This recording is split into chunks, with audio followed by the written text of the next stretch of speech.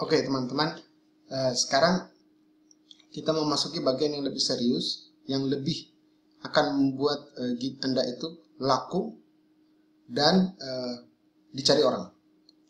Nah, salah satu yang perlu dipahami teman-teman saya rasa adalah mengenai super niche ya. Ini istilah saya buat sendiri, tapi niche itu sudah sangat umum di dunia entrepreneur ya. Nah, apa niche itu ya? Jadi kalau Anda baru masuk di Fiverr, tentu bertanya, jasa apa yang saya akan tawarkan? Nah, mungkin kalian sudah tahu bahwa skill kalian misalnya jasa desain, atau voice over, atau nyanyi, atau apa ya. Tetapi ternyata tidak semua desainer bisa sukses di Fiverr. Tidak semua penyanyi itu juga bisa sukses di Fiverr. Ada hal-hal tertentu yang membuat seorang desainer atau seorang penyanyi itu bisa sukses di sana. Nah, salah satunya adalah mempunyai kejelian untuk melihat niche apa yang bagus untuk dimasukinya. Ya, niche itu adalah suatu kekhususan lingkungan yang membuat seorang itu masuk dalam lingkungan tertentu dan mendapatkan pekerjaan di sana. Jadi saya beberkan di sini, seandainya kita mengetahui niche kita ya. Jadi misalnya saya desainer, berarti niche saya itu desain. Nah, tetapi saya ingin mengetahui desain apa yang lebih cocok buat saya. Nah di sini kita perlu mengetahui tentang niche dan super niche ya. Nah, kalau kita mengetahui tentang niche kita, maksudnya kita punya keahlian kita di mana, kita mau bermain di area mana, ya, maka itu sangat jelas. Jadi area permainan kita itu lebih jelas. Kita punya bayang-bayang tentang siapa kompetitor kita, siapa customer kita, dan bagaimana kita harus bersikap ya. Kemudian ketika kita mengetahui niche kita lebih bisa mendalami apa yang dibutuhkan klien. Jadi kalau kita sudah mempunyai kekhususan, maka kita tahu klien kita itu siapa ya. Nah, kalau kita sudah mengetahui kliennya itu siapa, maka kita bisa memikirkan bagaimana cara saya untuk lebih bisa membantu klien kita itu sendiri ya. Kemudian yang berikutnya adalah komunikasi kita lebih bisa mengena sehingga lebih bisa menjual. Nah, kalau kita sudah mengenal customer kita, klien kita itu seperti apa, pasti komunikasi lebih baik ya. Kalau komunikasi kita lebih baik, pasti lebih gampang lagi kita dalam menjual. Oke.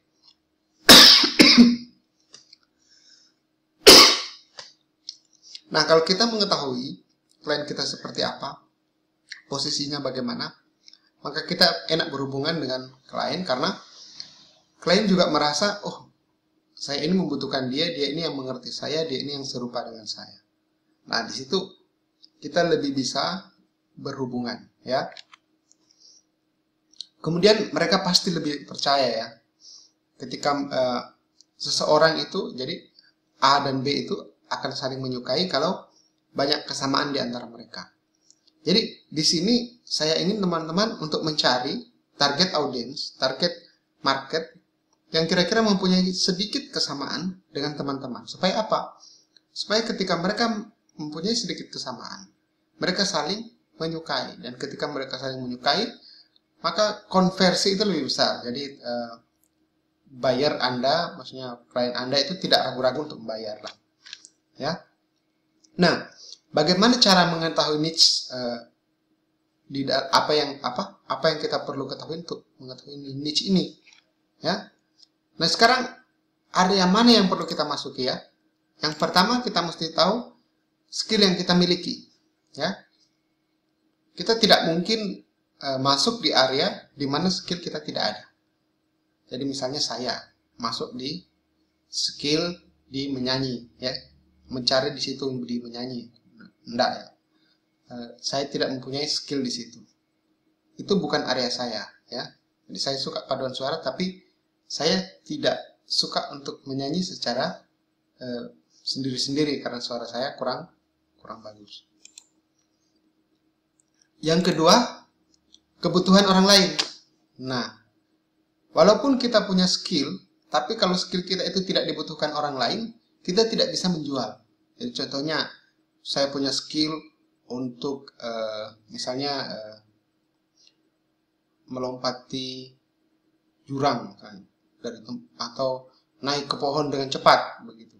Ya untuk apa? Orang nggak butuh itu, jadi kita tidak mungkin bisa menjadikan skill itu menghasilkan uang buat kita, ya. Jadi kalau kita ingin tahu di mana area yang banyak duitnya, maka kita harus mengetahui skill apa yang kita miliki. Kemudian skill itu juga dibutuhkan oleh orang lain. Dan satu lagi ternyata, ya, bahwa kita menyukai daerah itu. Nah, nanti saya akan memberi contoh bagaimana saya itu mendapatkan niche saya dan kemudian penjualan saya meningkat di sana.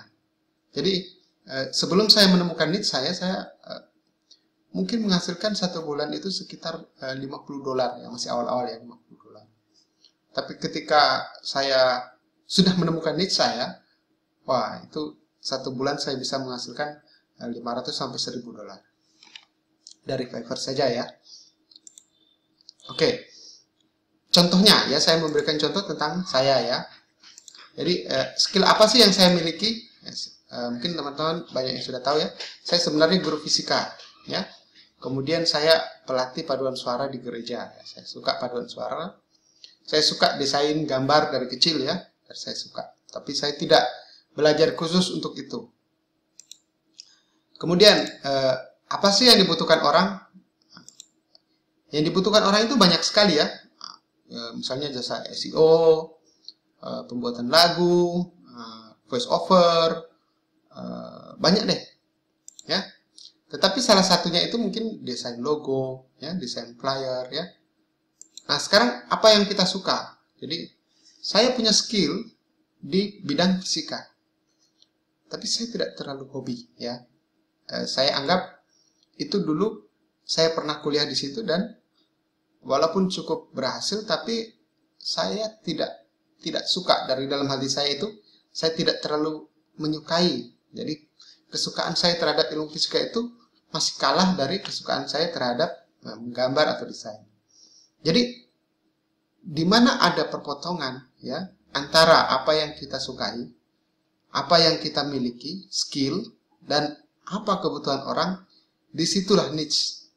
Jadi saya bisa menyimpulkan dari sini bahwa mendesain yang saya sukai itu merupakan niche yang menguntungkan karena desain itu juga dibutuhkan oleh orang lain.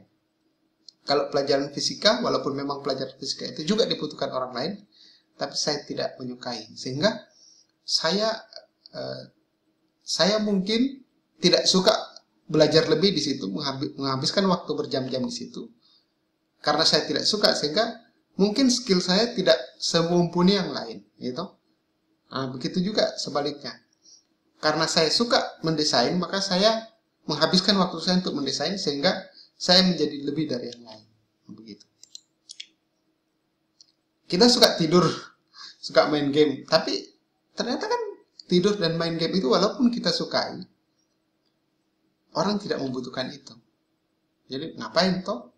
Jadi itu bukan niche, ya. Jadi teman-teman harus ingat bahwa niche itu apa yang teman-teman sukai, skill apa yang teman-teman miliki, tetapi itu sekaligus juga dibutuhkan oleh orang lain. Ya. Keuntungannya apa setelah kita mengetahui niche, ya? Saya menawarkan jasa desain logo, desain flyer, Facebook cover, dan sebagainya. Gitu? Nah, di sini super niche, ya. Siapakah saya? Jadi selain saya itu menawarkan desain logo, saya harus mengetahui siapakah saya. Jadi saya adalah seorang pemuda beragama Katolik, ya. Saya beragama Katolik dan aktif dalam kehidupan gereja. Kehidupan gereja ini sangat saya sukai. Jadi saya dulu sering menghabiskan waktu di gereja. Nah, ada satu yang membedakan saya dari desainer lain, yaitu pertama saya beragama Kristen, yang kedua saya menghabiskan banyak waktu di gereja. Nah, ini bisa menjadi keuntungan yang luar biasa buat saya. Nah, maksudnya begini ya. Banyak desainer di luar ya. Banyak desainer di luar itu yang beragama lain atau tidak mempunyai agama ya. Kalau di luar negeri kan banyak. Sehingga pengetahuan mereka tentang kekristenan itu sangat minim. Jadi sementara banyak gereja-gereja yang mencari desainer, mencari desain logo ya untuk gereja mereka. Nah, kalau desainer ateis misalnya membuat logo untuk gereja, ya bisa sih bisa, tetapi ada banyak hal yang sangat menyulitkan mereka untuk bisa mendapatkan formula yang pas untuk bisa ketemu dengan maksud dari pendeta itu. Nah, kemudian ketika saya mengetahui kelebihan saya di sini, maka saya menawarkan satu niche yang saya dapatkan sangat gurih, yaitu membuat jasa desain grafis untuk gereja. Kenapa saya suka? Karena pertama, desainer grafis itu jarang ya. Maksudnya dalam kehidupan masyarakat yang biasa, orang yang punya skill menggambar itu jarang. Kemudian orang yang menggambar kemudian suka komputer itu lebih jarang lagi. Kemudian yang lebih jarang lagi ternyata adalah orang itu beragama Kristen.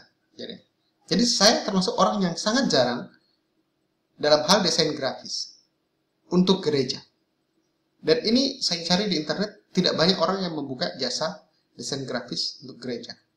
Dan ternyata di sana pasarnya besar. Sehingga itu memberikan saya suatu keuntungan lebih, ya. Keuntungan lebih, jadi orang banyak memesan desain gereja untuk saya. Kemudian kenapa saya mempunyai keuntungan lebih? Karena apa? Karena dengan hari-hari mengerjakan desain grafis untuk gereja, maka saya merasa bisa menyimpan file-file lama saya simpan. Terus kemudian saya pakai lagi ya, saya simpan, saya pakai lagi. Ada hal tertentu yang saya perhatikan, oh kalau mereka dari gereja ini sukanya logo yang seperti ini, suka flyer yang seperti ini. Jadi saya sudah bisa membuat klien itu sangat senang dan pekerjaan saya menjadi cepat karena saya sudah mengamati super niche saya itu. Jadi saya tidak perlu mencari dunia, mengetahui dunia yang terlalu luas untuk hal-hal yang tidak saya perlukan ya.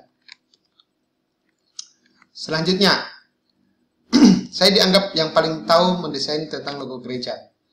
Kemudian saya berbicara dalam bahasa-bahasa orang Kristen ya, jadi misalnya God bless you atau apa, sehingga mereka merasa wah orang ini bagian dari kita ini dia ini dekat dengan saya, mirip lah, kita ini bersaudara lah ya. Jadi seperti itu yang sering mereka katakan ya, sehingga mereka itu tidak ragu-ragu untuk memesan. Wah, karena sama-sama Kristen pasti dia jujur lah, biasalah ya, namanya juga sentimen keagamaan itu tetap ada ya.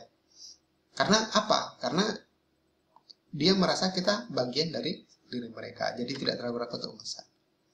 Kemudian saya jadi tahu apalagi kebutuhan mereka selain yang saya tawarkan. Jadi misalnya dulunya saya menawarkan desain logo dan flyer saja ya. Ternyata ketika saya semakin lama semakin berbicara dengan klien, banyak dari mereka yang sangat membutuhkan jasa website untuk gereja.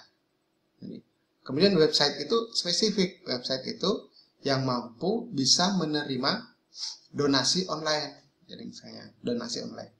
Jadi saya bisa membuat website seperti itu kemudian memenuhi kebutuhan klien.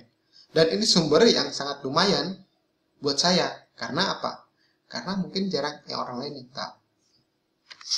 Kemudian yang berikutnya adalah saya jadi tahu cara praktis untuk melakukan pekerjaan memotong proses. Jadi kalau sebelumnya dari nol sampai selesai desain itu harus saya kerjakan secara manual, tetapi ketika saya punya super niche, saya sudah bisa mengetahui desain saya ini tentang gereja. Jadi saya memerlukan gambar misalnya burung merpati untuk Holy Spirit ya. Kemudian api, pedang, salib. Jadi gambar-gambar seperti itu saya kumpulkan sehingga ketika saya membuat flyer nantinya saya tidak akan pusing-pusing untuk mencari di tempat-tempat yang baru. Jadi itu keuntungannya. Jadi sekarang pertanyaan adalah apa niche Anda? Saya punya sebuah pelatihan. Jadi saya mau melampirkan sebuah file. Di situ saya minta teman-teman untuk mengisi dan menuliskan kira-kira apa super niche teman-teman. Sehingga apa? Penting sekali karena super niche ini yang akan sangat menentukan keberhasilan teman-teman dan akan menghasilkan penjualan yang lebih ya. Oke, saya kira itu. Terima kasih.